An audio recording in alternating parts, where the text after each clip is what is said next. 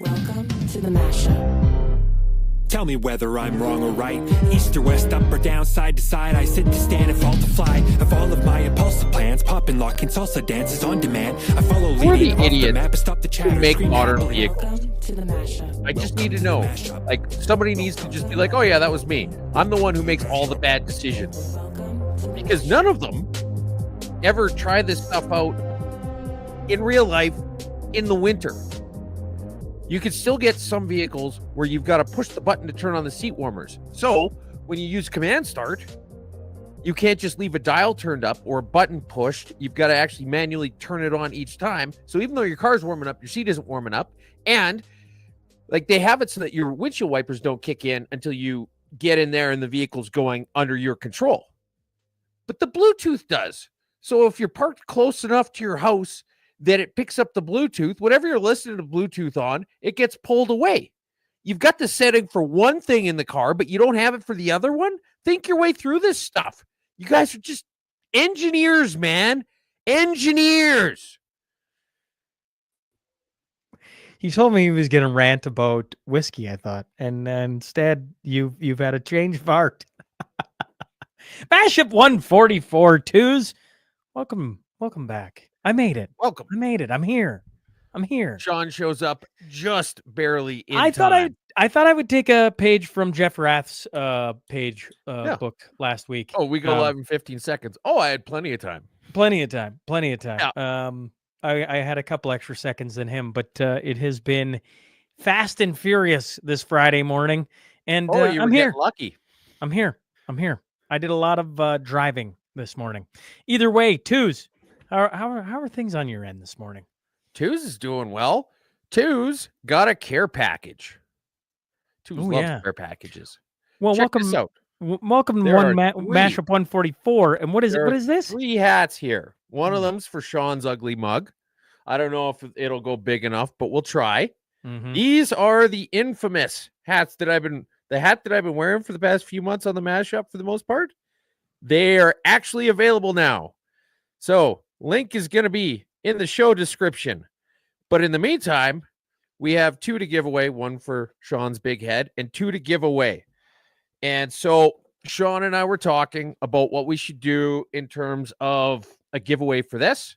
And what we came up with is anybody who wants to enter, just one entry per person, but you need to send a picture of a dick. It doesn't even have to be your dick to 587-217-8500. Please do not do this. Do not do this, folks. Do not listen to the thing Twos just said. Oh, why are you changing your mind? Oh my goodness. This was your idea. We try and run a respectable show here, and then Twos goes, no, do not send me dick pics to that number whatsoever. You're such a jackass. Oh my goodness. What do you actually want them to do here? Okay. So I raced all over this morning, and that's what we're starting with. Oh my goodness. Okay. I thought you'd have been happy. Oh, my phone just buzzed too. I'm like, don't. Somebody had it just on quick release. They got a quick release holster for their dick pics. Okay. All right.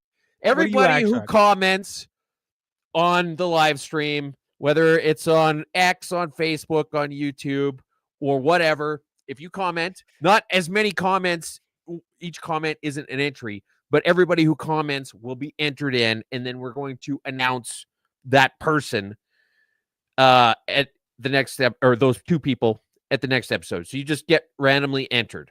So Zane, for example, says morning to all mashers, and Twos is so bang on about apparently he's a pirate today, about them overpaid, underproducing engineers. So even though there was 2 comments there, he only gets 1 entry. Okay. All right. So you're going all right. Fair enough. There you go. And well, I guess we'll have to track. We'll announce on the next show who won. Yes. That we're gonna do. Yeah. All right. Yeah. All right. Okay. Yeah. Cool. And I guess you could also maybe just mention whoever has the prettiest pecker. All right. Kevin says, "How do you unsend a pic?" We got the best audience. Okay. All right, we got a full show here today. We're gonna bring on our first guest here momentarily. Before we do that, am I missing anything? We got Jamie Sinclair a little later on. He's already in the back. He beat us all here this morning. I'm told. He was the first. Well, I mean, classic Jamie. Like, if you're not the first one here, you're late. True. Well, happy Airborne Friday to all the military boys is what I was gonna throw out there. I've got the trailer for the Cornerstone Forum, but I haven't even had time to breathe this morning, so I haven't even looked at it. So it's gonna come out on Substack. I was gonna air it, and I'm like, we haven't even volume adjusted. The last time we tried doing this, all my phone read was like, turn that thing down. And so me too has talked about it. We haven't even had time to look at this thing. So that's going to come out on Substack. But we got a ton of things to get to today. How about we bring on Mike Holmes and talk about Injection of Truth, Healing Humanity. That's coming up March 3rd here in Calgary. And we'll bring on Mike Holmes to give us a little bit of background on Mike. How's it going, guys? I figured your phone would get flooded with like pictures of like Trudeau, Chrystia Freeland, Mark Carney when you said those type of dicks. So I thought those kind of dicks. Now that's clever. See, if somebody's done that, they might just win. All right, you just might win. Okay, I might rig it. They send me pictures of Trudeau with his Dumb and Dumber haircut. Well played, Mike. Well played. How's it going this morning? Try to keep it classy, Yes. Great. Thank you for having me on so that we can, start getting the things warmed up for the message to get out there. Because obviously it's same venue. And like you said, March 3rd. And here we go, right? Another bang up lineup of fantastic doctors that are going to come and bring some information. They're going to back it up. And of course, we invited the opposing side, as we always do. And I don't know why we say opposing side. How about just a difference of opinion?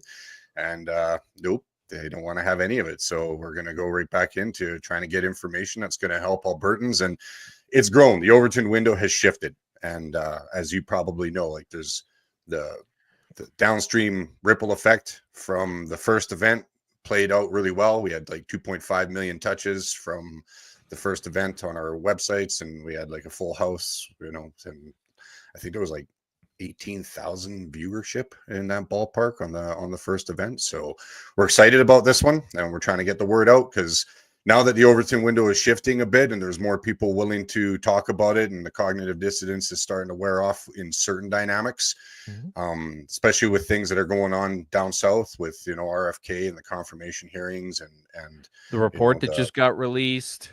Yeah, Dr. Gary Davidson's report. Like, absolutely. So there's a perfect storm here. So we're hoping that your viewership has got, more conversations that they can have with people that they couldn't before. And so that they're willing to host parties, get the viewing passes, to try to put our arms lovingly around everyone and anyone who's sort of taking it on the chin with regards to this topic. And we've got like lots of progress report. If you go onto the website and you take a look at the Constituency Association sponsoring, we have way more. So, I mean, like that's active boards. So my hat's off to all of the boards that voted and supported the Injection of Truth, Healing Humanity program, because we have way more people for constituency associations that have shown interest in wanting to stand alongside Lougheed and Eric Bouchard and Daryl Comic and say, yeah, no, this is a conversation. This is a town hall for Albertans, put on by Albertans. And so, yeah. Here's hoping. I just tossed it in the comments, folks. If you're wanting to get tickets for it, I just put the link in there so that people can do that right from here. The other thing, probably before you get to any, who are the headliners this go around, Mike? Because you got some interesting people going to be in Calgary. Yeah. So some of our returning speakers are Dr. David Speaker. Here, I'll just make sure I get this right because I don't want to do anybody injustice. So we got David Speaker. We have Brian Bridle, his last name Speaker? Dr. David Speaker, Brian Bridle. They're returning, but we also have two from litigation side of things. When it comes to, we got Mr. Sean Buckley, we got Mr. Jeff Rath, then we have Dr. David E. Martin, Dr. Denis Rancourt, and Dr. Joni Liu. These are the extras that are going to be speaking at the event. So that's awesome. We had Jeff Rath on here last week. Yeah, we did. And if you're looking at having more and building support compared to even last time. I mean, you said you had 2.5 million touches. Like, those are Catholic Church numbers. I'm gonna let crickets roll by on that one. I'll be here all week, folks. Yeah, unfortunately. Now that's good. Now that's good. Yeah, that's good. Sorry, Mike's having technical difficulties. Yeah, we dropped him. Yeah. Dr. Gary Davidson's interesting because of obviously the report just releasing, but I would also point out Dr. Dene Rancour is interesting. He's been on the podcast before. He's a fantastic. He's made international news, and then of course I think he was just on InfoWars, but I see Dr. David Martin's stuff everywhere, like him coming to Calgary, like that on top of Speaker Bridal, Sean Buckley, Lou, all these people. I'm like, the cast of characters that are coming to Calgary this go around is going to be fascinating, I think. Yeah, and the relationship building that's happened too. I mean, one of the being involved in both events, and my family volunteers and so forth, obviously, and the hope that they also have, like, in seeing citizens doing what we're doing. And even though obviously, like, we had a mission statement, we really wanted to try to encourage the vaccines to get off the childhood schedule, and we understand that Danielle Smith plays the choice is important angle, which, okay, fair enough, but informed choice, right? And so it's the information, and so to watch all the doctors, like, a bunch of them wanted to be able to also participate again in this event. And it's like, we're finding ourselves with this Rolodex of fantastic talent, and they're loving what Albertans are trying to do, because, like, to make no mistake, right, this is Albertans doing the thing. So that's a real encouragement, because we're finding ourselves that we could put ourselves where maybe we could put together an event where we have like a full day seminar, kind of like what you're doing with the Cornerstone event, like put together something where it's like, no, we're going to have, give these speakers more time. And so that way they can put out more information and more data that Albertans could use, so that they can make good decisions, so that they can also help their friends make good decisions. Because clearly we're still dealing with obstacles and roadblocks in from the authorities. I mean, like, that's why we have some legal individuals speaking as well, like Mr. Buckley, Mr. Rath, because this is not still just a health thing, right? This is happening like all over the place, all over Alberta still. And so there's people that are dealing with the consequences downstream of everything that happened with these, the release of the injections. So yeah, like, we need to have our citizenry informed, so that we can properly, get on boards, go and put the pressure onto our MLAs, and then hopefully that also puts the pressure on our caucus, and we can get people healing, because we have a long road ahead of us, because we're still early in this. I mean, Denise Rancour's work, that's going to have a ripple effect downstream. I mean, we even have contact with like Kevin McKernan and Bhattacharya, and he's going to be, running the NIH here right away. So it's like, these are people that are interested in what Alberta's doing and what's going on. And like, that's no small feat.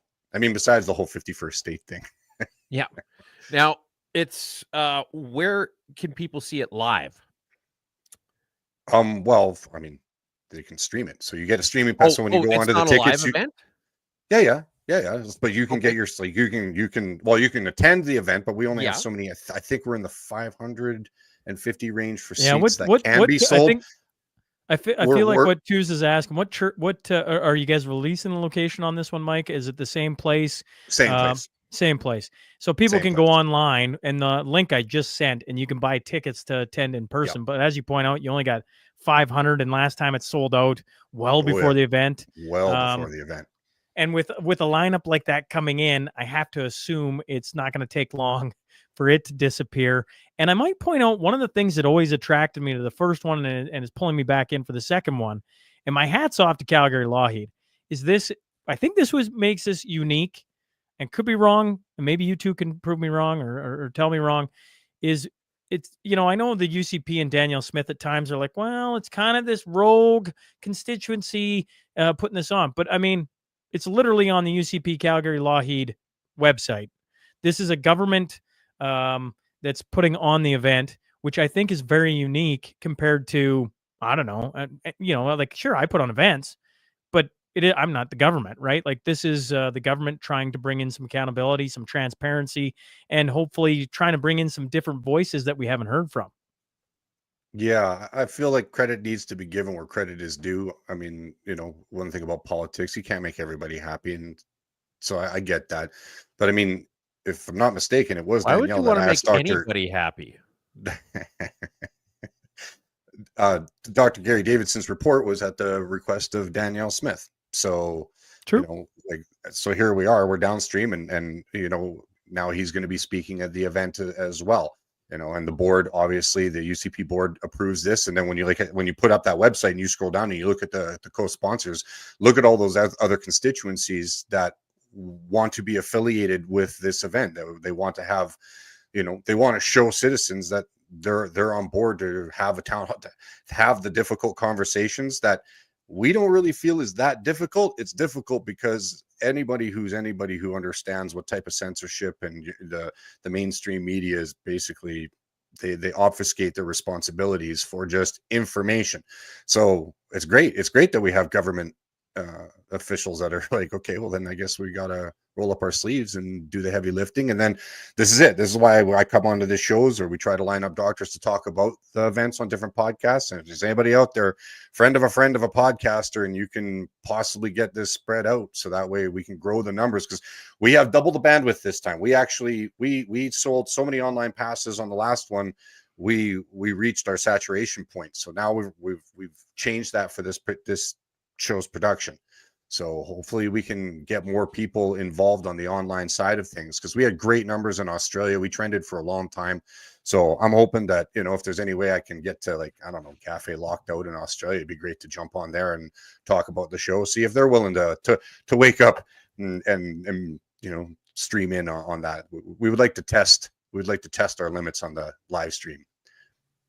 Yeah, just looking at the prices, one of the things, if you can't make it in person, right? Because it's a Monday night. Correct me if I'm wrong on that, Mike. It's Monday, right? So you go like Monday to get to Calgary. There's going to be some people who are like, I just can't. But if I'm reading this correct, it's $51.50 to have a viewing party online, right? And then you can watch it from the comfort of your home. You can bring people over. You can do a lot of different things. And if memory serves me correct, on the last one, I think there was video coming in from different viewing parties from all over Alberta, showing people, Albertans, among others, there was viewing 200, if I'm not mistaken. There was 200 viewing parties. Yeah. Like I know here in Lloydminster, there's going to be a viewing party. And your point on the different places, Calgary, Acadia, Calgary Southeast, Central Peace Notley, Calgary Buffalo, Bonnyville Cold Lake, St. Paul, Calgary Lougheed, Red Deer South, Airdrie East, Leduc, Beaumont, as all sponsored by. I'd certainly love to see Vermilion, Wainwright, Lloydminster there. But hey, we would too. I digress. Hey, we would too. It'd be nice to see a whole lot more constituencies put their backing on this event. Yeah, and it doesn't necessarily mean like that. I think that's what's encouraging about all those constituencies that you just read, because I sit on a board. I sit on the Fish Creek Constituency Association board, and that decision for that sponsorship doesn't come top down MLA. That comes from the board of the constituencies putting a motion forward, everybody voting on it and feeling like, no, this is something that's important. Now, the MLA may or may not agree with their board, which that's fine. That's between the MLA and his staff and the board. But that lets you know that there's more of us, like the people, the plebs, choosing to be involved and to get this information out. So that should be very encouraging. It was like walking around the AGM, right? It's like, it's not so much worrying about whether or not you want to be UCP. This was about Albertans not sitting on couches, being involved actively and looking around and seeing that they are not the only ones, and we're just doing nothing but growing, right? That's why we know the Overton window shifting, because we also broke records at the AGM again, consecutive years, and even though it was a leadership, we're hoping that we can still keep that moving forward and then have as many, if not more, in Edmonton for the next AGM. Is there any final thoughts you have on Injection of Truth before we let you out? No, just get involved. help us out. It helps with the costs, when getting all these doctors here and stuff like that. But otherwise, no, please, like this is for Albertans. So talk about it. And it doesn't have to be for Albertans, for the world. So if you got friends or people that are out of town or that are interested, or you even want to be like, hey, hashtag something's going on in Alberta. Again, we're not going away on this topic because it's doing nothing but growing. Like it's growing. We have a lot of unknowns that are still creeping up into our populace, and we're going to be needing to talk about this because how are we supposed to help each other? How are we supposed to help see if we can fix this? Like these are serious questions. So, and we're really early into this. So yeah, no, I appreciate the time, and hopefully I'll get to see you guys soon. And well, I'm going to see you March 3rd. You're hosting. Yeah, I'm back in the limelight, although I'll try and dance out of it as much as I can, push it towards the cast of characters you got showing up is going to be a lot of fun. There's a lot of brilliant minds going to be on that stage. So Mike, we'll see you here in a month, and hopefully some people buy some tickets and support it, live streams, etc. Thanks for hopping on with us this morning. Well, thank you very much. Thank you to all your listeners. Yeah, no, it's an honor. All right, Mike Holmes, Injection of Truth, Healing Humanity. That's coming up March 3rd, folks. And as he said, Dr. Gary Davidson, who just had the report come out, Dr. Dennis Varencourt, Dr. David E. Martin. I'm fascinated to meet that guy, too. Like, I'm like, well, you've seen his videos, right? Him talking, bow tie. You're like, that guy's going to be interesting. Bow ties are hit and miss. There's no middle ground when it comes to people who wear bow ties. They're either like that, or sometimes Jordan Peterson, or they're Mark Holland. Like, there's no middle ground. People who wear bow ties, they're like redheads. Sure. Hey, before we bring in our next two guests, if you're enjoying the show, how about you give it a like, a share, a retweet on Twitter? Yeah. Like, share, scribble a QR code on your desk at work. There you go. I knew Tooz had something cooked up. And I personally like the rooster tattoo myself. And if you got here late, everybody who comments gets entered, not per comment, just per person. They get entered to win one of two of these hats. Winner will be chosen at random and declared next week. So you got to tune in next week too. All right, there you go. So, okay. Share away, folks, if you like it. All right, we're going to bring in two military boys, no strangers, Chuck Prodonick and Jim Sinclair. James, boys, how's it going? How's it going, gentlemen? Saskatchewan's got some nice racks. That's what she said. Hey, boys. Hey. Well, I mean, there's been a lot of different news this week, gents. Where we got talking earlier in the week and bringing you on was the Canadian border, the tariffs of 25%. And now we got a great for Team Canada. We're celebrating, and at least for 30 days. Your boys' thoughts on everything going on between Canada and the United States. Go ahead, Chuck. Oh, fuck. You're going to interrupt me as soon as I start. I was going to let you go. Look, this Team Canada thing, the more I hear about all these folks, rah, Team Canada, it took about 2 seconds for them to shit all over Danielle Smith and then steal her homework on top of it a few days later just to do what she was trying to do in the first place, which was actually negotiate with the big redhead down south, big orange man. And nobody in our government tried that. She did and got called out for it by everybody on Team Canada. And like I said, stole her homework. And that's what we're doing now, is everything she basically said to do. This Team Canada bunch is also the same people that about 3 or 4 years ago were making sure you showed your papers. We're asking you what your medical status was. We're shutting down businesses. Now they want you to buy Canadian. 4 years ago, they were shutting down Canadian unless you were Walmart or Amazon or Costco. This Team Canada is now using veterans for the first time possibly ever in some positive light. Look what we've done with the States. Look at our veterans here died for your guys over in this war and that war and this, that, and the other thing, instead of using us as a pejorative, which is their, like, what they would normally do if they ever thought about us in the first place. So this whole Team Canada thing lasted up until we got a 30-day reprieve, which is kind of like they didn't want you to finish your homework that day, and you got a little bit of, well, boy, I got 30 days to still slough it off. That's all we're going to do.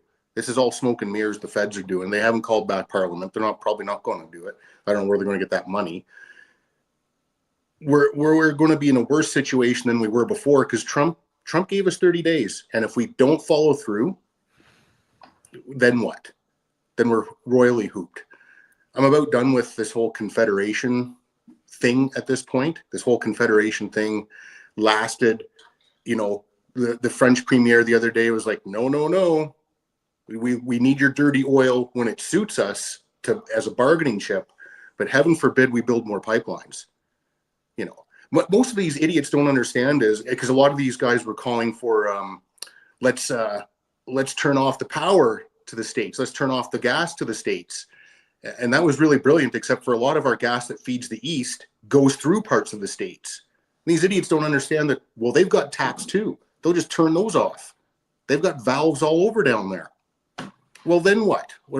I'm okay with all of the East freezing, to be quite honest. I didn't see any other premier other than Danielle Smith doing anything about it because the other gimmies out there in the East have all these little provinces out there that do nothing but keep a hand out from Alberta. Well, they were perfectly happy to shit on Danielle Smith, and now they're perfectly happy for a 30-day grace period. So like Will Smith said, keep Alberta out of your damn mouth. Like, just done with it. Anyway. Is it my turn? Did I interrupt you? Letterbuck. I'm marking this day down. Hey guys, listen. We gave Trump every reason to put these tariffs on us. We have not been a good neighbor. We've legally for him to put these tariffs on us, Canada's got to be a threat to the United States, and that's why he can legally do this. So we've known that he's going to be the president. We knew about the tariffs. We did nothing in advance to stop this. And several governments have put us in this awkward situation. So China, they like every level of government in Canada, they're into it. The Chinese army was allowed to come to BC and they were supposed to go on a winter warfare exercise with the Canadian army. Like, who invites the number one adversary of the world next door to the United States and thinks that's cool? Chinese army was also allowed to tour all of our Air Force training facilities, take pictures of all the pilots, take pictures of all the equipment and airplanes. Like, who does that? We had 2 Chinese scientists working in Winnipeg in our biological warfare lab where once Trudeau lets it out, that's where COVID came from. And the United States knows that, but Trudeau's government's hiding it. They got it buried in a vault. It boggles my mind why we keep trying to blame Trump. If we clean up our mess and do what is needed to secure our country and not have an influence by all of our telecommunications are run by Chinese software, if we start taking care of our own stuff, when the States looks to the north, and the number one thing that we've got that they want is our northern gateway, and China's making a play for it. Like, they've announced that they're a near Arctic country. Like, they're not stupid. They want that, and the States is not going to let them have that. They got to fight with them down in Panama now to try and get that resolved. But Trump's got every reason to do what he's doing to us. So let's stop giving him a reason to embargo us. Let's get after all the stuff that clean up our government and all the trade of the fentanyl and all that shit. Guard our borders. What we should have been doing from the beginning. Like, and here's the other thing. Why aren't we looking at our Commonwealth partners? Like, we went and fought for England, World War I, World War II. We lost hundreds of thousands of people. It declined our population as a nation. If we didn't lose those men in those wars, our country would be like 40 or 50 million people. We lost a lot of men, which reduced our population. We did that for the Commonwealth. Where are they now? Where's England now to support us when we're being tariffed? Where's New Zealand? Where's Australia? Where's the 4 or 5 different African nations that are part of the Commonwealth? Where are they standing up on our side right now? So, hey, we're in this alone. Let's not start looking and crying and complaining about what he's doing. Let's fix our own country. It's going to make us stronger. And if it doesn't make us stronger, We separate. We take Manitoba, all the Arctic, and we take BC, Alberta, and Saskatchewan, and Top we half of become a Western BC. nation. We need BC for the ports. Top half of BC. Top half. And guess what? When Trump's negotiating with Greenland, let's be at the table. Let's get Greenland part of our nation, and give them a big stake of it. Like guys, we got to start thinking outside the box. We got to start digging down deep and working together. And hey, let's get rid of all these trade barriers in between provinces. Let's start kicking the can around and fuck Quebec. They don't want our oil because they don't have the right refinery. We'll start fucking building the right refinery. It's happening. And if you don't want to be part of it, we'll lay the fucking pipeline in the St. Lawrence Seaway right to Newfoundland if we have to.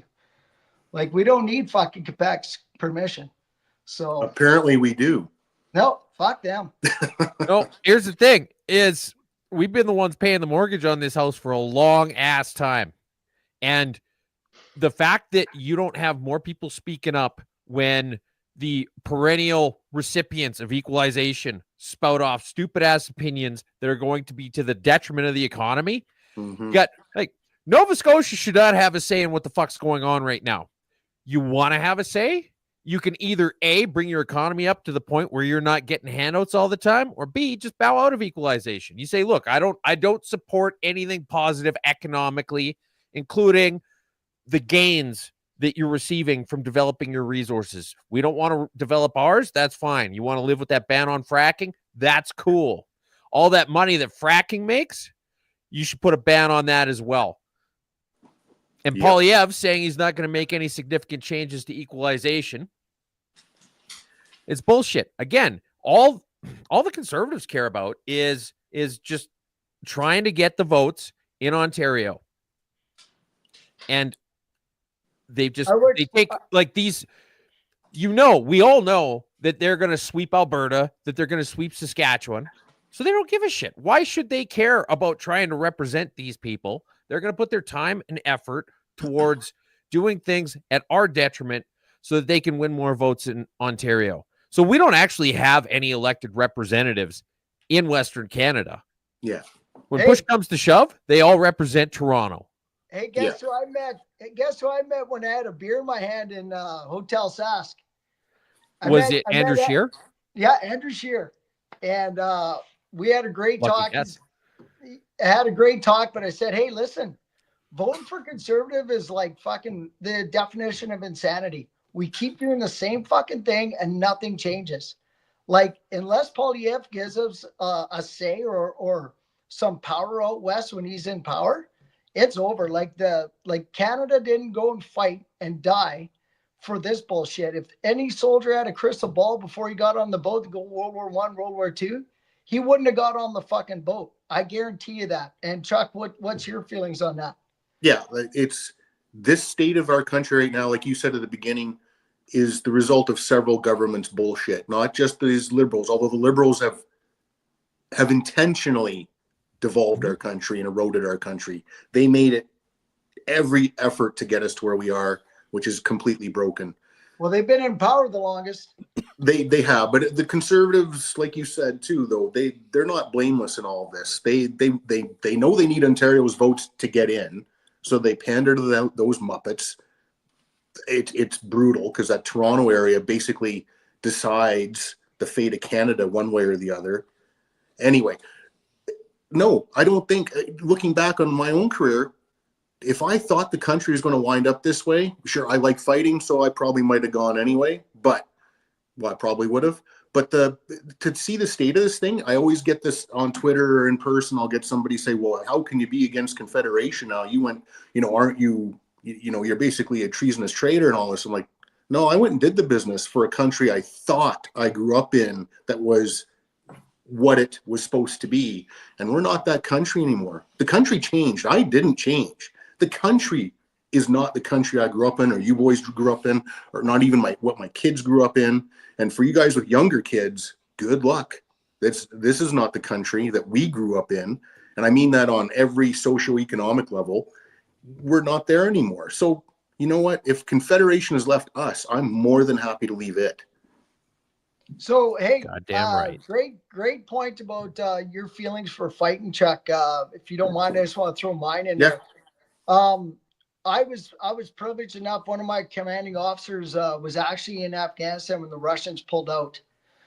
He like the whole detail about how Pakistan is on Afghani land. They've got a nuclear, they're a nuclear country. They're never going to be allowing that land to go back to the Afghani government. So they're always going to be in turmoil because it's the reason because of Pakistan and they got nukes, and it's a real deep story.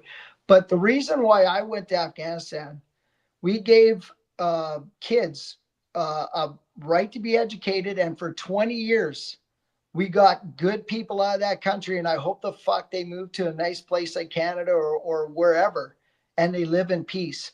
But that was my reason for fighting in Afghanistan, is that, we gave people hope and we gave them a chance to get out of there. There was no threat that Afghanistan was going to take over our country in my mind. But in my mind, it was for the kids to have a chance in life. And that really means a lot to me. And that was my reason for fighting.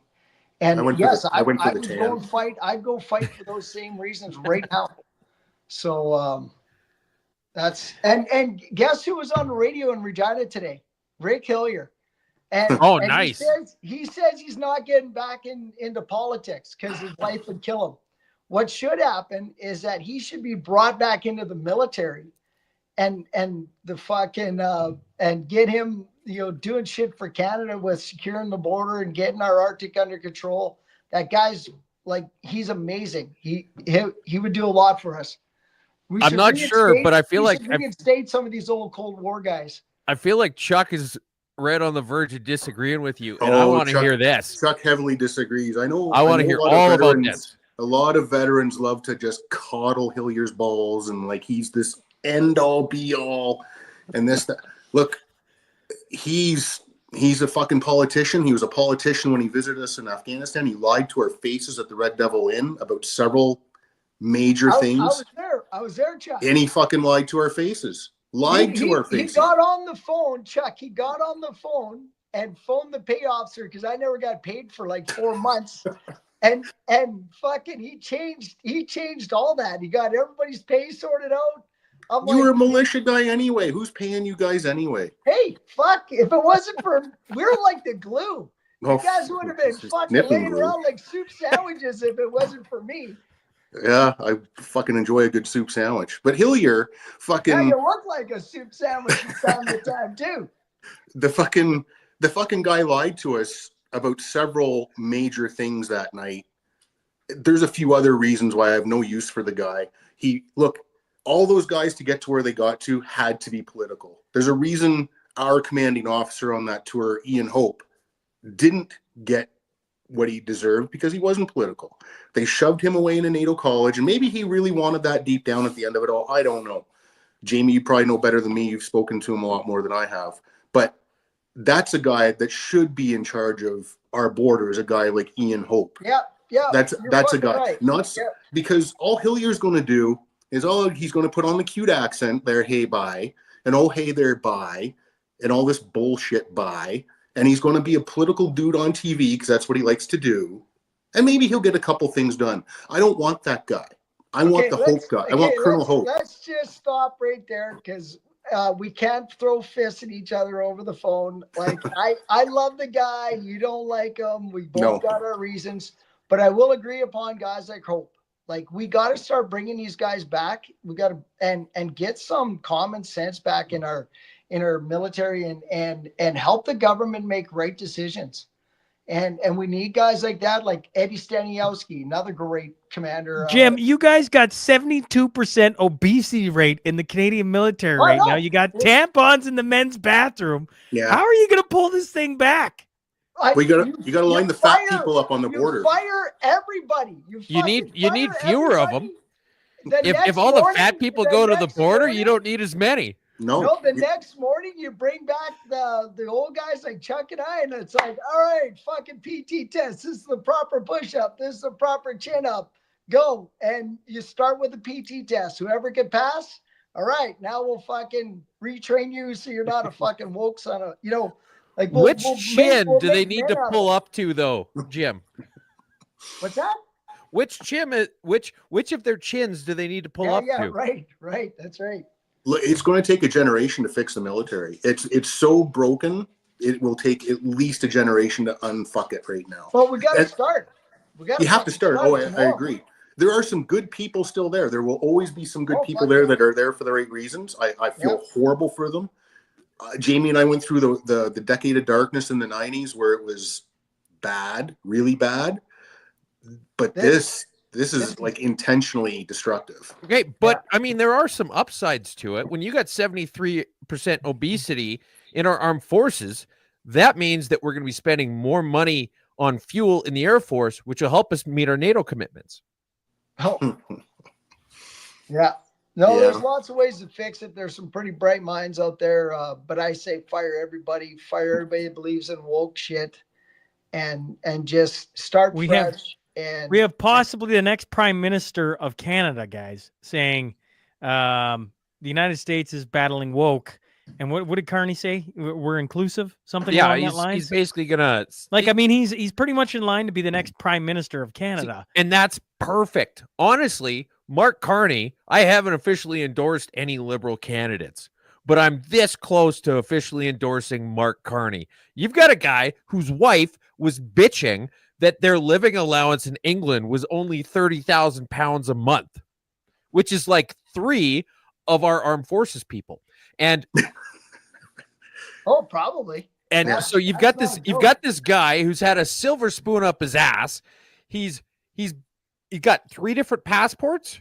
Remember that whole hullabaloo with Mark Scheer or Andrew Scheer, where they're like, I mean, does he have conflicting interests? They gave Elizabeth May a pass because she's a dual citizen with the U.S., but Andrew Scheer, it's a big deal. And now Mark Carney's got 50% more, and I haven't heard a peep about that. No. He's been going off with the exact same shit that Trudeau has been opining about for years.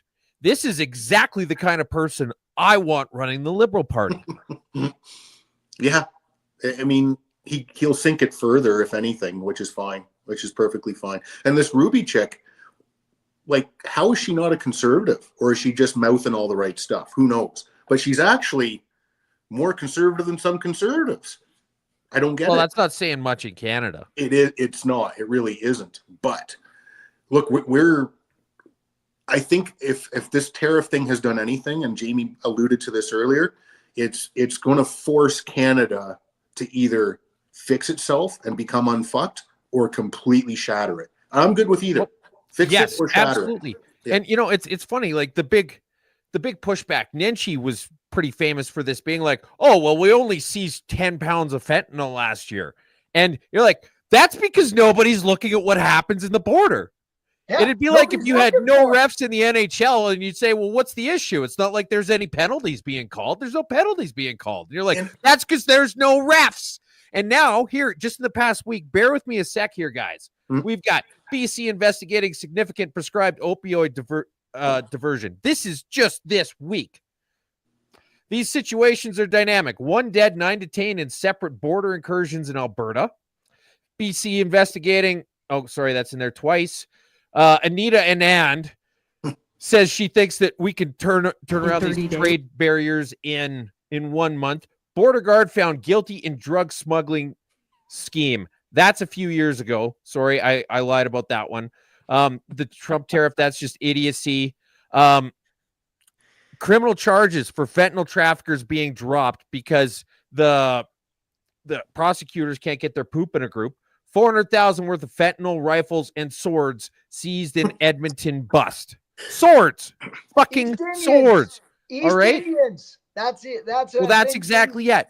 This is just this past week. Yeah.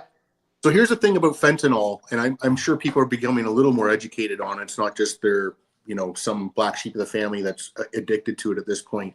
But I didn't know anything about it till I was in corrections, and there was a staff member there, and all this goofs in jail, like half of them are on fentanyl or meth or some other, they're all on something. But in the jail?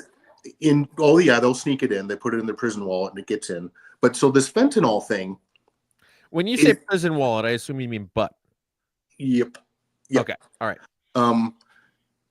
Way up there. But anyway. How would you know, Chuck? Do you got the longest fingers on the team?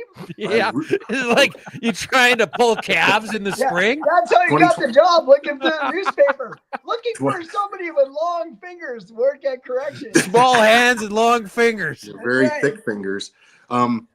It was a hell of a job. But anyway. I think my fingers look small or big too. You just got to put them closer and farther away. It's like the fish, right? It's like that fish. But there was a guard. You might see that with some of your picks there later. But there was it happened to multiple staff members where you'd be doing a cell search, and one of the things you do is flick a book, whatever book the squid has in his cell, to look for blades, to look for contraband, whatever. They hide razor blades in them. They hide whatever in books.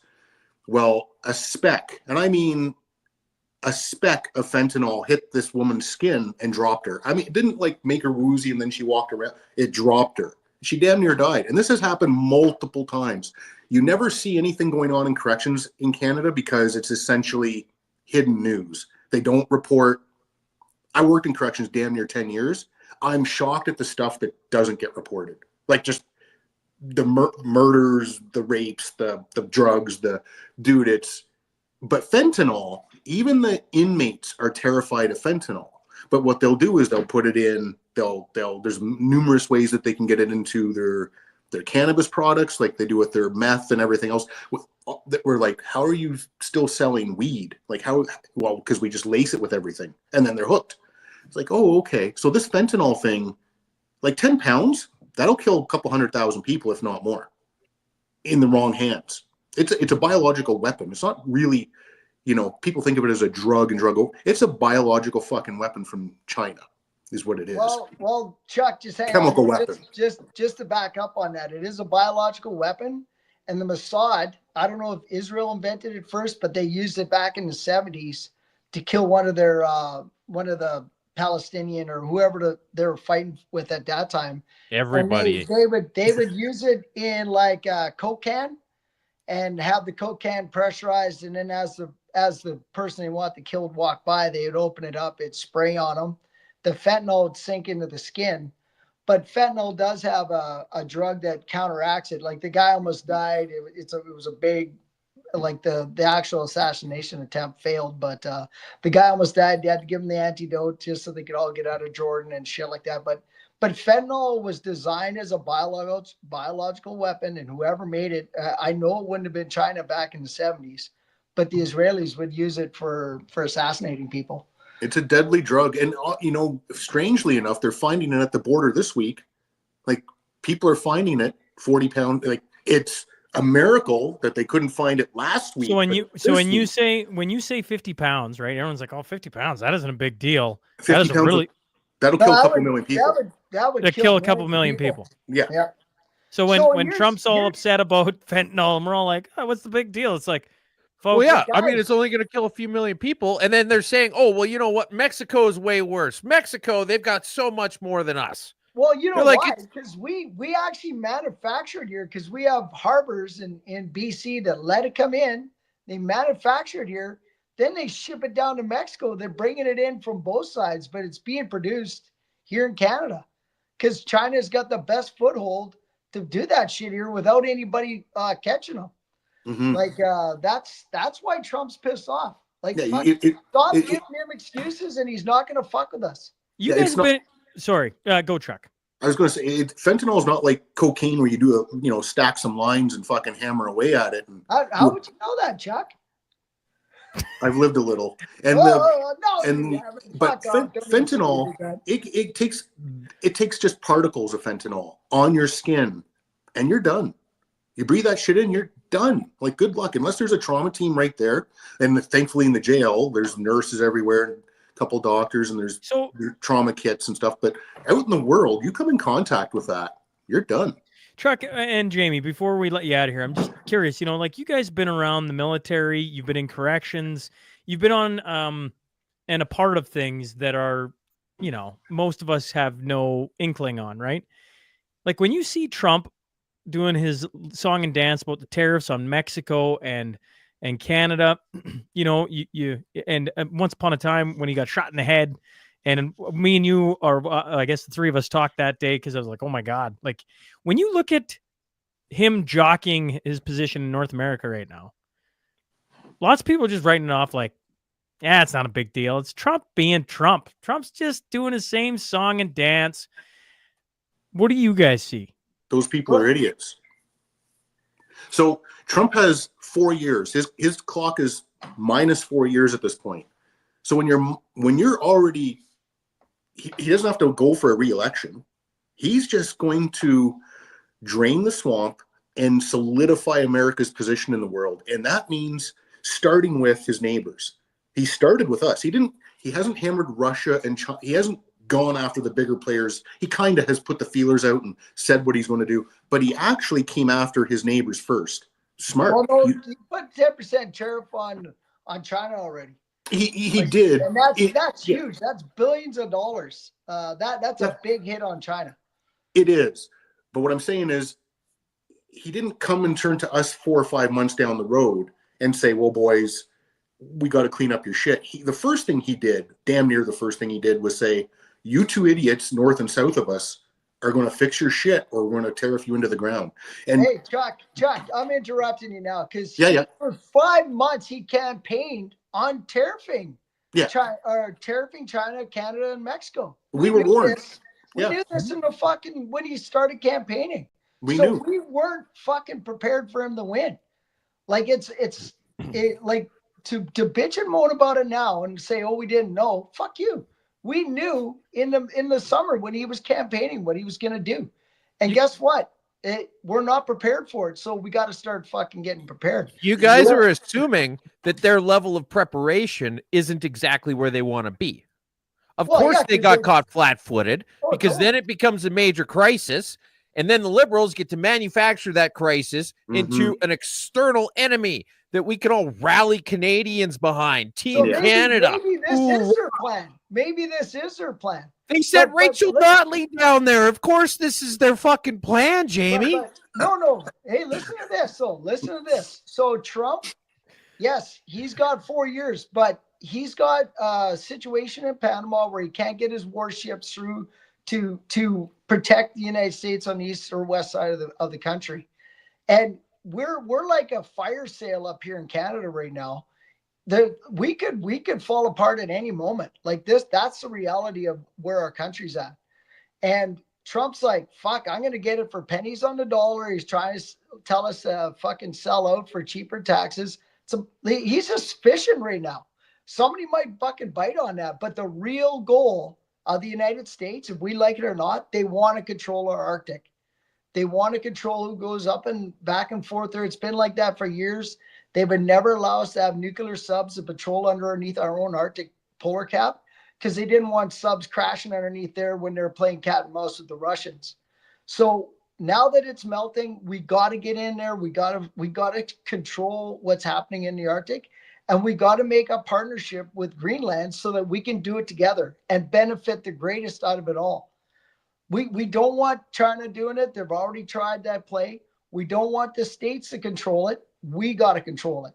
So we just got to fucking figure out this election, get through it, and get working as Canadians. We've done it in World War I. We did it in World War II. We can do it again. And yes, fucking maybe Poilievre is saying shit to get elected. But that's for him to, once he gets in there, to change it and make it fucking give the West a voice and start doing things that's right for the entire country.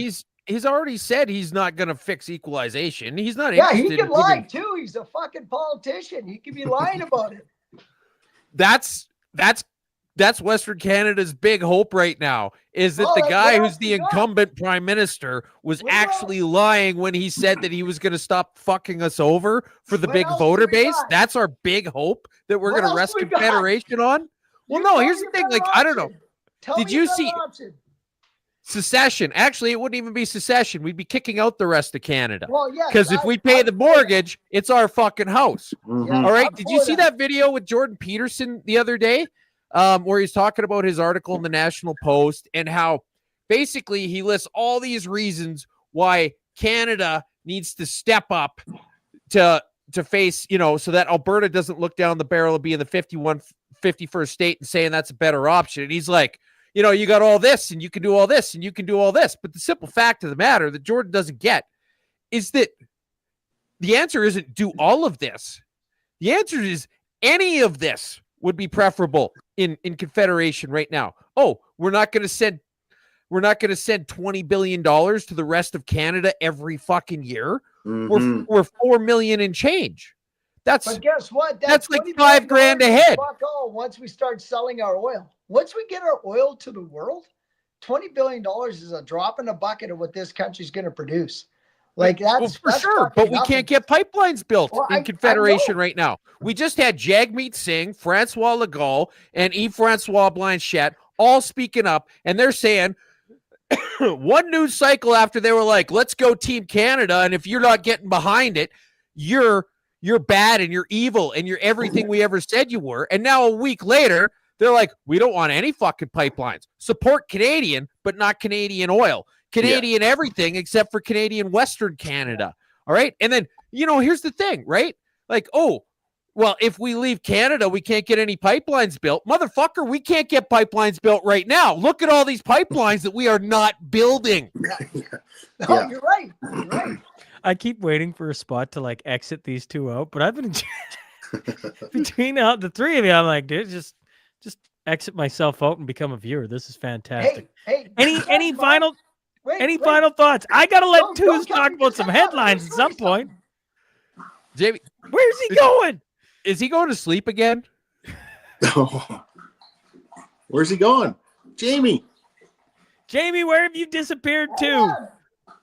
Oh my God. We can hear him in the background, folks. Here he is. What has he got? Oh, he's got a little bohemian. I'm having my morning beer. Okay. And one other thing I got to show you guys. Don't forget about announcing this beautiful thing for our community. Hey, yeah, we're gonna put it up to the screen, Jamie. I've actually got that. I've got it in the community notes, but you do a better job of telling us. So why don't you go nuts? Yeah, go nuts. Tell us what it is. So we do an annual ice fishing derby every March. It's always the first Saturday in March. So this year it's on the 1st. You can win up to $5,000 depending on how many people come. And there's a breakfast in the morning. It starts at 8:00. Fishing starts at 11. It's over by 2.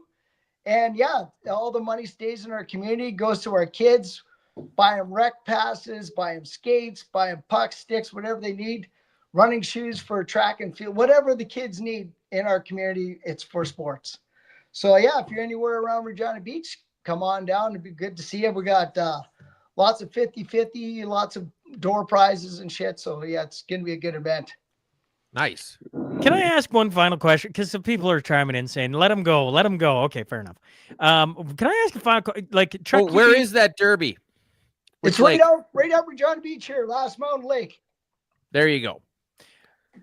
Like this week alone, okay, there was the Winnipeg man arrested after a transit hammer attack.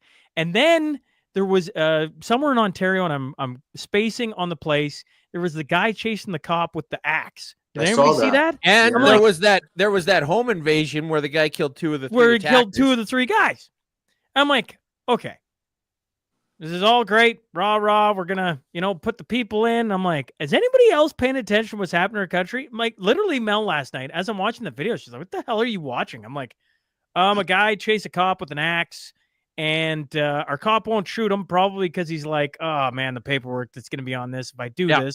Right? It's a hate crime. So he's trying to he's got his gun pulled, and everyone's like, he's got his gun pulled. It's like, just shoot the guy. He's chasing you with an axe. I'd be the worst cop. I'd be out of ammunition by lunchtime.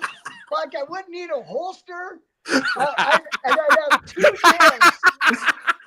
I'm serious. It'd be carnage. I see somebody spit on somebody and fucking shoot him in the face. Like your holster would be about as useless as a space bra. Yeah, that's right. It'd get about as much use. It'd get about as much use as a flush toilet in Mumbai. The reason I bring it up. Canada needs 2 types of jails. So you need a provincial jail, which would be run exactly like the military did. And Chuck, you know how harsh our military jails were. 2 years less a day. You can't talk. You eat bread and water. and lard. You exercise 1 hour a day.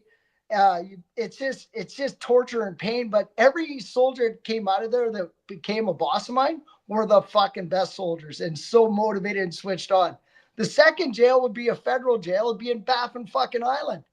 So you're deterring people right off the hop. Hey, don't fuck around, because they're not fucking around. When you go to jail, you're not gonna like it. And that's what we got to get back to. So like, actually, I was just gonna say that's probably a great idea with the whole Baffin Island thing, because it would get rid of. I mean, we've covered a few times on the mashup where people keep escaping.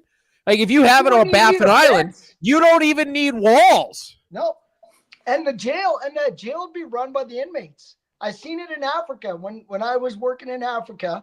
The jails are run by the inmates. They push in like a cart full of food like once a week, and then they close the gate, and then the inmates they sort it out, and they stay.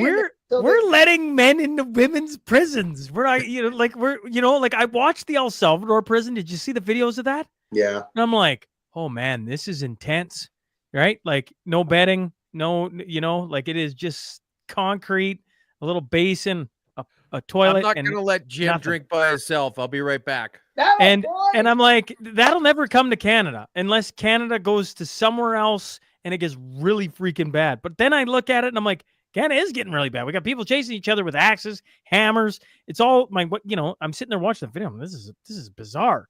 Like Carol Scobie says, shoot him in the leg, right? The video. And I'm like, I assume at this point, there's no point in shooting him in the leg. No. Shoot to kill.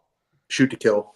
There's a couple reasons too. Like it looked like the cop had tried his taser first, and the guy was in it's called excited delirium, where basically he's either so high or his adrenaline is rushing so hard, nothing's going to affect him short of being shot. And even shooting him, like Jamie, you saw dudes over there.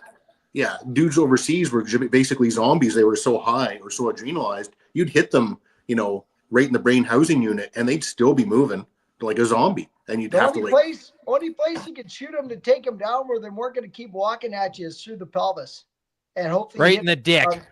Right? Yeah, it's true. So here's the other thing, guys. So we're trying to create these housings inside of our city centers for these people to be rehabilitated.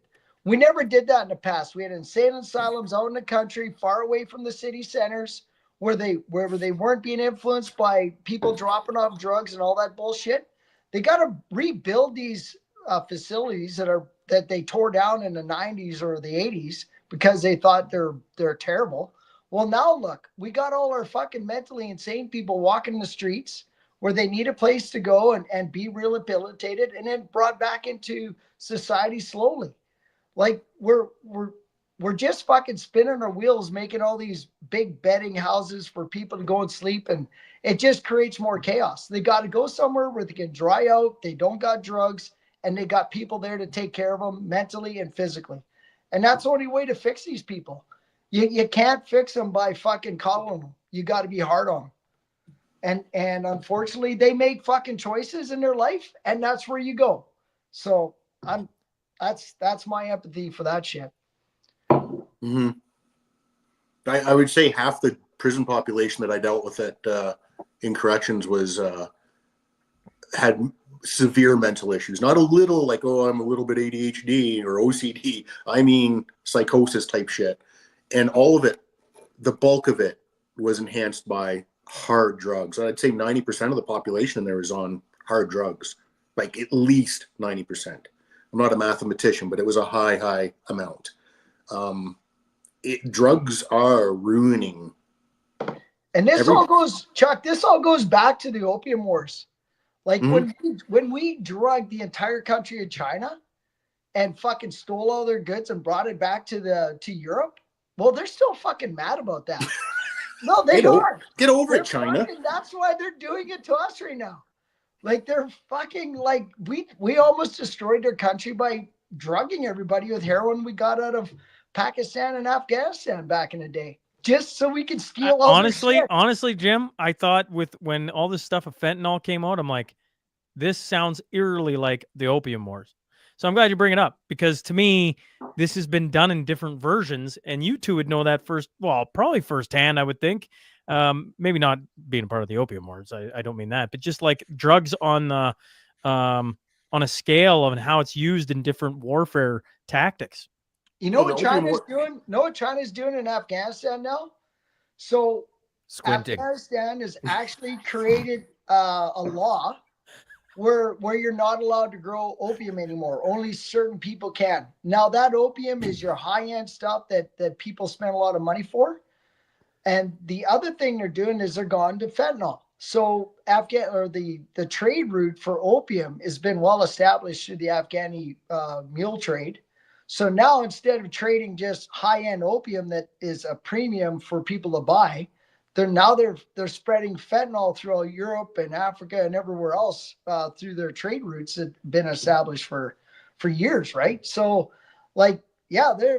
China's not just supplying Canada with this stuff to build; they're actually doing it in Afghanistan, right, where the Taliban are willingly do it for them.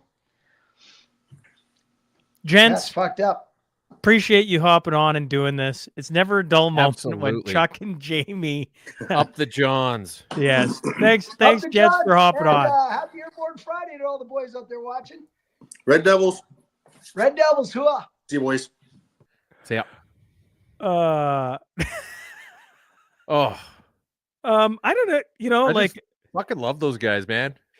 If you're new to the show, that's Chuck and Jamie. They've been in the military a long time. Well, I guess they're both retired now, but certainly a little bit of a military roundtable on the mashup here on 144. I didn't know how to shut them down. I'm like, how do I? You don't really even have to. Yeah. Do you want to talk some headlines? Do you want to talk some headlines quick? You got 9 minutes, Twos. Do you even want to talk anything? We just wrap it up. I got 9 minutes. All right. Okay. Let's talk about this whole trade war thing and how dumb everybody's been this week. You see it. Yeah. Michelle says, "Are you guys tired now?" I'm tired now. I can appreciate that. Great show once again. Thank you. We're not done yet. Everybody's waiting for two. Everybody's waiting for twos to go full twos, aren't they? I don't know. There's got to be something that you're all right. fired up about. Here's this had me absolutely fired up. So this started off with, okay, so look, we get it. Whiskey makes you stupid. And if you ever need proof, just look at what's been going on this past week. And when it comes to stupidity, Canadian politicians struggle to find the bottom like they're Mick Jagger on Trudeau's mom in the 70s. Trudeau, he says people should pick rye whiskey over Kentucky bourbon. He doesn't know a fucking thing about any of this. So listen, you fucking quaff testicle. I don't need some soft-handed, stuttering simpleton to tell me about fucking whiskey. When I need Appletini advice, I'll give you a fucking call. And then Doug Ford says we should buy Canadian. When he legalized selling booze at convenience stores, he bought Bud Light. And I don't give a rat's ass what the fuck some geometrically perfect sphere thinks about any of this. And then David Eby, even worse. He says BC's taking American booze off the shelves, but not just any American booze, just the ones that came from the red states, because he wants to reward people who voted for fucking Kamala. Figure your shit out. Now, all of a sudden, you get a bunch of dumb-ass Yanks running their idiot mouths on Twitter about rye whiskey and how bourbon is better. It's the corn. It's the corn that makes it gooder. It's got what plants crave. Listen, you fuck sticks. You just don't know this, but rye is better. I haven't seen the red, white, and blue this late to the party since we were all fighting Hitler. And now you're going to shit talk rye whiskey, my rye whiskey? Buckle your ass up, because you just landed on planet Find Out in the fuck around galaxy. Your beer sucks. Everyone knows it. It's weaker than a California arm wrestling contest, and it's got worse taste than Elton John on psilocybin. Canada has a dairy cartel. Well, guess what? The U.S. has a corn cartel. The U.S. does everything it can to make sure there's way more demand in their domestic markets for corn than any sane country would ever have. And when it comes to whiskey, they're absolutely right, because they're out of their fucking minds. See, here's the thing. I get it. You guys just elected Trump. You got Elon and Doge running around slashing funding and regulations and stupid jobs all over the place. America, fuck yeah. No more red tape or black holes. Guess what, fuck sticks? Bourbon is required by U.S. law to be 51% corn mash. The reason why your whiskey tastes the way it does is because of the fucking government. So you want to put your money where your mouth is? Drop the regulation. Make American whiskey great again. And then, when it happens, let's see how much corn mash actually gets used when people aren't forced to by the fucking law. Let's see what it tastes like once the Department of Government Efficiency takes the shackles off the free market. I'll tell you what's going to happen. It's going to have a lot more fucking rye in it and a lot less fucking corn, and it's not going to taste like fucking swamp ass. So until then, you should just sit there quietly and just sip your fucking swamp ass whiskey and leave talking about fucking delectable beverages to the people who know what they're saying. Yeah, I got a little fucking mad when I saw that this week. It is kind of funny that Premier Ford literally is seen buying alcohol, right? Woo, we're gonna do this, and he picks up Bud Light of all things. Yep. Bud Light. Oh, absolutely. The guy's an idiot. But there's plenty of other stuff that happened this week. It's just that we kind of forgot about it. Yeah. Well, Minister Guilbeault cut Parks Canada Fire Management budget 23% a year before Jasper burned. Yeah. So and then they tried hiding it. Yes. And then it only came out through access to information. We got the ad blocker running, but this is about the booing. Yeah. The booing at hockey games. Yeah. Ottawa Senators got booed. Obviously, they booed the American National Anthem, and then a whole bunch of things happened on Twitter. Everybody's mad and whatever. And then they went to... It happened in Calgary. And then they went to Nashville, and they got the Canadian National Anthem got booed as well. Yeah. Well, when it happened in Ottawa, and then it also happened at a Raptors game, I'm like, you know, people are talking about it on Twitter, and I'm like, you can't confuse Ottawa and Toronto with Canada because they're two completely different places.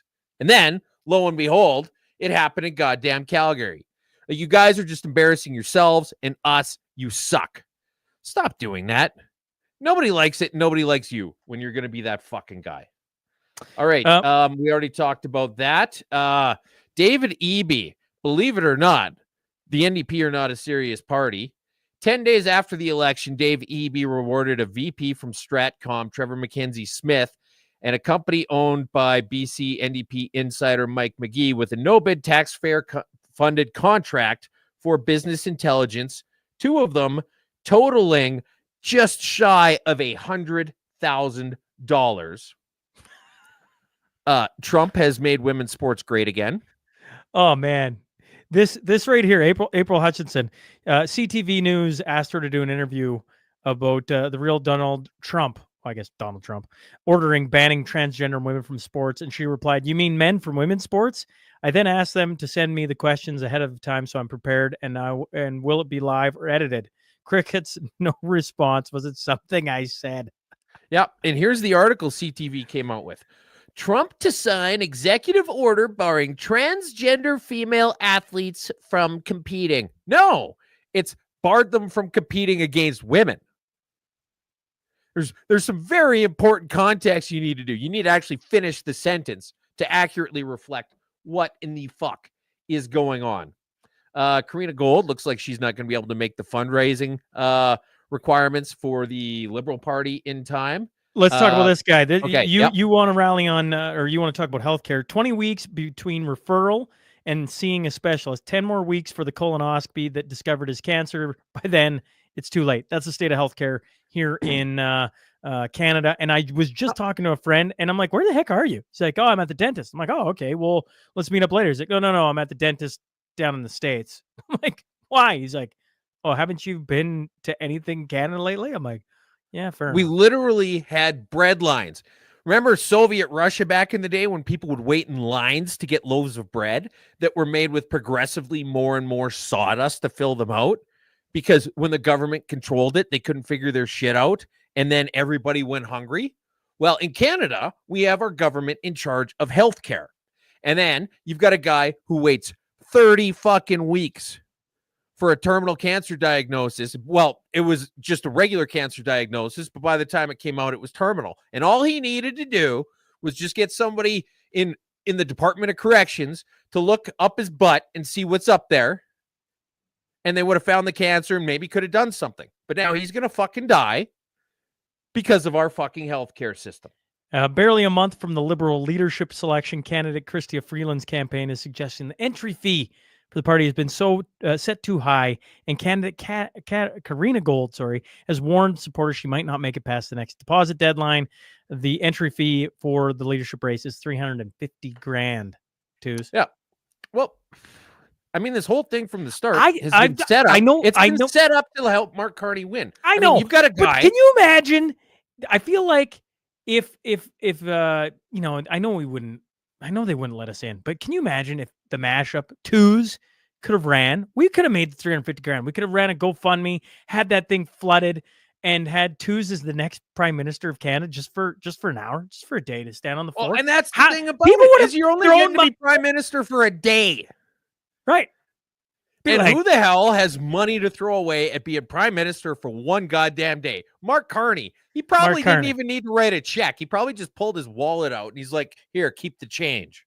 This is the guy that's going to be running the Liberal Party. And I fucking love it. I wish they didn't have the ability to just strike a candidate. That really bugs me because can you imagine the people would run to be prime minister for a day? They could have done it as a really cool fundraiser. That would have been exciting. Yes. It could have been a really cool fundraiser. 100%. Like you're going to give the Liberal Party $350,000. It's like, if I get to be prime minister for a day, yeah, I think we should do that. I think that'd be a lot of fun. Yeah. Justin, you're fired. Like that's what you're paying to say. You're paying to say, Justin Trudeau, pack your fucking shit. Isn't it a Dave Chappelle skit where he's like, where he walks around the office? You know what I'm talking about? Or he's like, fuck you, fuck you, fuck you, you're cool, fuck you. Yes. I think that was in Half Baked. Maybe it was in Half Baked. I could see twos walking down. We could just put a film crew on you. Like, it'd be great. Just be great. Should do a skit on this, folks. All right. Bonnie Crombie, who's running for she's running in Ontario to Ontario be Liberal the next leader premier. Bonnie Crombie, admitting she doesn't care about Brampton. No, not in Brampton. No. I don't go to anything in Brampton. It's not my city. I don't care. She doesn't care about Brampton. She's the Liberal leader. And she doesn't care about Brampton. Doug Ford saying a re-elected government's going to cut the gas tax permanently. Why don't you just fucking cut it right now? Do you know somebody? Maybe you could make a phone call, talk to somebody in charge. Doug Ford, Premier of Alberta. Is there any way that you could possibly do this sooner? Too simple. No, they don't want to do that. That's the thing. They always got to dangle the carrots. Fix the problem and run on your track record, and maybe people might get behind it. All right. Mark Carney is apparently getting confidential information reports and using it to do press conferences, which is interesting because that should be illegal. Probably is illegal. Probably is illegal. He's basically being presented as the de facto prime minister already. This is interesting. So Elon Musk, Wall Street Journal was reporting about how banks are now selling Twitter loans at 97 cents on the dollar, which basically means that there's absolutely no going that the going concern is not an issue at all.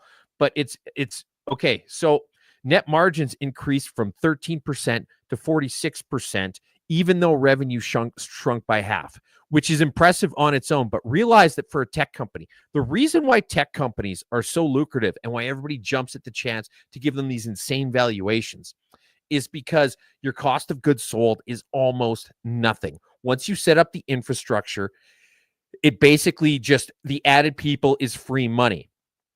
So your fixed costs and your variable costs. Your fixed costs are what it costs to keep the lights on and to keep that place where your server room is or where your store is or whatever else and pay your overhead. And then your variable costs are what it costs to add each new customer. and you really don't have it. It costs you basically the same amount to have 1 million subscribers as it does to have 1 billion subscribers. And that's why people love this. And that's why it's especially interesting that their net margins, even though gross revenue decreased by half, their net margins tripled, which is just insane. So David Cochran, CBC, power and politics guy. He actually said something interesting. Well, he was right on the cusp of saying something really interesting is basically what happened. He was complaining about how all of these liberal leaders are going on U.S. television to talk about their campaign runs and to talk about what's going on in Canada. And he doesn't quite put it together that they're going there because that's where the people are. And despite the fact that these same idiots who we were just talking about a little while ago saying you need to support local, you need to support Canadian. Why aren't the people telling us we need to support Canadian, supporting Canadian media? And it's just an interesting question that just the synopsis is just a little bit too big in that shiny, bald, idiot fuckstick head of his. And he doesn't quite manage to put it together. The Office of the Superintendent of Bankruptcy ringing the alarm bell by reporting the highest annual count of Canadians' insolvency in 15 years is happening. Now, the craziest part of this is that Canada, I mean, it's not crazy when you look at it, but as a concept, the idea that a country would have somebody, let alone an entire team of people with dedicated real estate and computers and office space and all of this shit, that is the Office of the Superintendent of Bankruptcy. That's how many people are going broke in this fucking country right now. This one's crazy. Did you see this one? Yes, I can't stop crying. Jurors tearful. 911 call from a 90-year-old rape victim, which they didn't believe her at the time. They thought it was dementia. Turns out, wait, she was telling the truth. She's dead now, but she was telling the truth. This is back in 2021, I think, if I read it correctly. Yeah, and this is just getting fucking figured out now. Basically, they just said, you're crazy, go home. And this woman was in an assisted living facility. Some guy broke in, hid in her closet, waited a while, and then jumped out and raped her. And it wasn't until basically her family came down from Edmonton, and it was this whole fucking thing. And then they were finally like, okay, yeah, maybe we'll look into this. Yeah. Trump to keep less than 300 U.S. aid staff, cutting more than 10,000 jobs. Have you seen all the stuff coming out about U.S. aid lately? Man, the U.S. aid thing is like, I don't know, almost beyond shocking. I'm curious to see all the ties that it has to Canada. Actually, I'm waiting to see that they were funding the Liberal Party, for Pete's sake. Well, I mean, they were funding pretty much everybody. And so the international fund section on Canada.ca went down as all this USAID stuff was coming out. The website went down. They said they're experiencing some issues and it's going to be up soon. And everyone's like, oh, yeah. As soon as everybody starts looking into USAID stuff, you're like, oh, they're going to find all. Because let's face it, if USAID is spending a bunch of money on condoms for terrorists and Saudi Arabian Sesame Street and transgender Peruvian comic books and all of this other stuff, what do you think Justin Trudeau's Liberals have been sending our fucking money to do? And so the website goes down where you can look all this stuff up. And everybody's like, oh, yeah, well, that just tells you what's going on right there. They're trying to hide it. Maybe, maybe not. Because keep in mind that nobody ever looks at these websites. They're not set up to handle even moderate amounts of traffic, let alone lots of it. And if you're looking at all this USAID stuff coming out, you're like, well, I wonder what the wokest fucking government on the planet has been spending their money on. And you and 50 other people go to look it up at the same time and the website crashes. So maybe they're trying to hide all of it, but maybe they're not. They're trying to hide all of it, too. They're trying to hide all of it. All right. Occam's razor is that they set it up fucking poorly because they have idiots running things and it crashed. They do have idiots running things, but they're trying to hide it. All right, what do we got?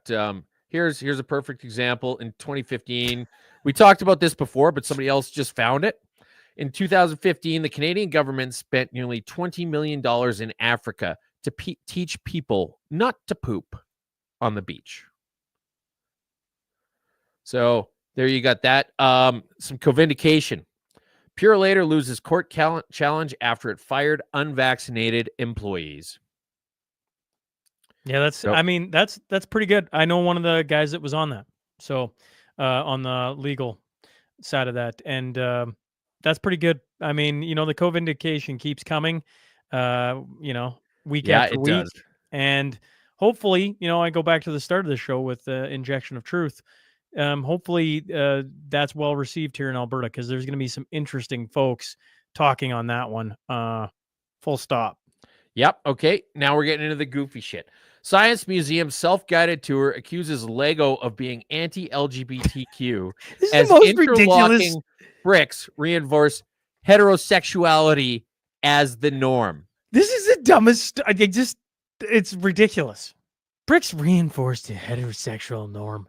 God, burn this paper down. Well, they're talking about it. They're not talking about how awesome it is. This is talking about how. No, I know. No, I understand. Sorry. I'm just saying, this is stupid. This is stupid, twos. Everybody should know this is stupid.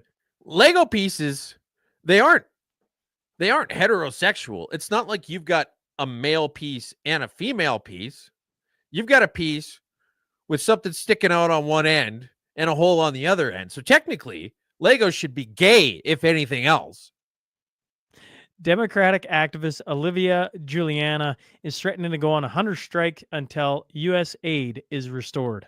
She said that she is down 50 pounds because she can't afford to eat in Trump's economy.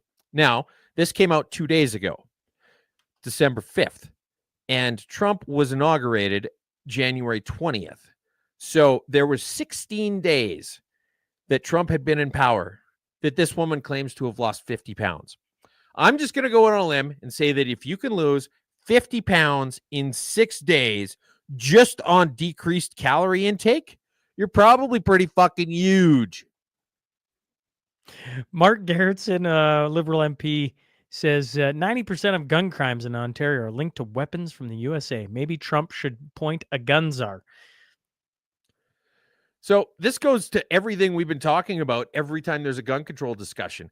It's not the farmers, it's not the sportsmen, it's not the trap shooters, it's not the hunters, it's the fucking criminals.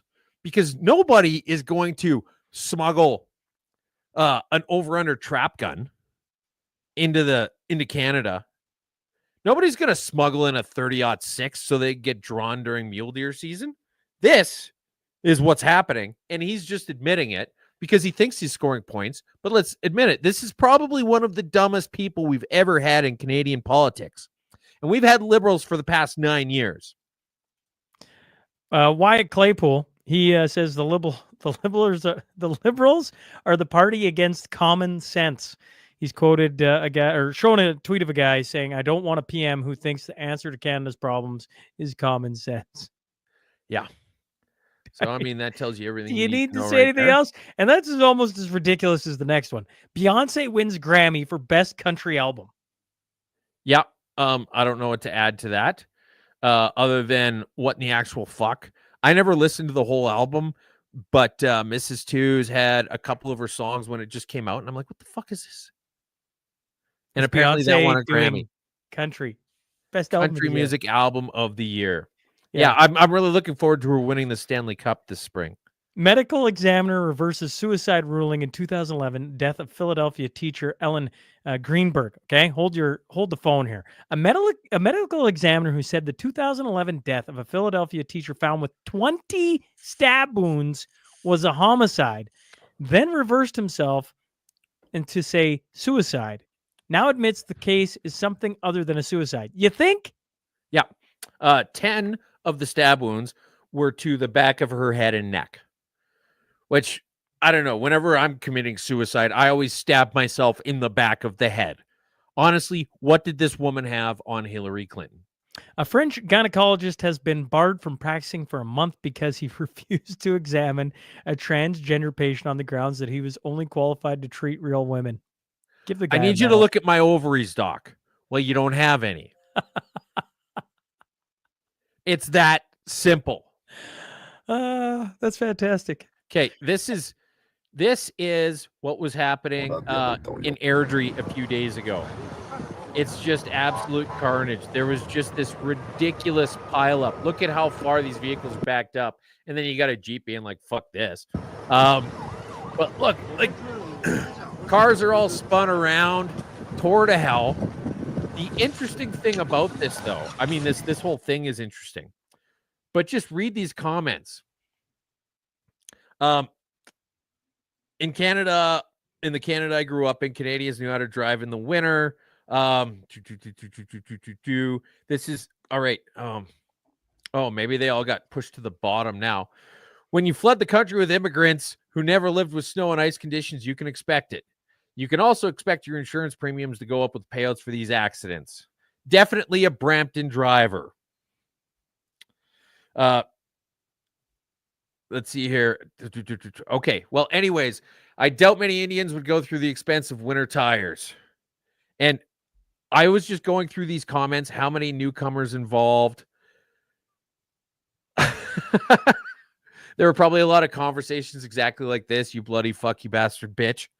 The point is that every single person who saw this video had just assumed it was a bunch of immigrants. And I find that to be very fun, probably at least a little bit true, but it's just interesting that that's just everybody's go-to. Just bitch lasagna. They were just trying to go for Bob's and Vagine. Canadian man gets his penis stuck to the freezing ground while being detained following a bar fight. I believe that was in Fort Mac. Prince Albert, yes, it was Fort Mac. So there's that. During his struggle with security, his pants fell down, fully exposing his privates. The man is lashing out about people making fun of his, quote, tiny wiener, says it was small because it was so cold out, according to Fort McMurray today. I don't have no fucking hog or nothing, but these folks making vids and shit about my tiny wiener, you try having a dick getting her froze to fucking solid ground and see how small that shit gets, he said, according to the news outlet. Gone are the days when a feller can get his wiener frozen fucking solid to the ground without it going viral. All right. Shall we happy news it? Yeah, let's see what we got for happy news. Happy news. Don Cherry turned 91 the other day. Don Cherry. And it was the top story at the Toronto Sun that day. Yeah, what a beauty. Trump signed executive order barring transgender female athletes from competing. Taking a page. Disney lost 700,000 subscribers in Q1 2025. So Christopher Freeland's thing about everybody should cancel Disney Plus, I guess everybody's starting to listen to her finally. And along with the U.S. backing out of funding the World Health Organization, Argentina has as well. There you go. Community notes. If anybody is, well, here, I'll read it. Shout out to Callan. His son's band, Kieran Gardner and the Blucher Boys, are opening for American Idol contestant Braden King February 7th at, it doesn't say. I think it's Lethbridge, isn't it? 8 p.m. in Edmonton at Cook County Saloon. It's got twice. It's in February 7th, 8 p.m. in Edmonton at Cook County.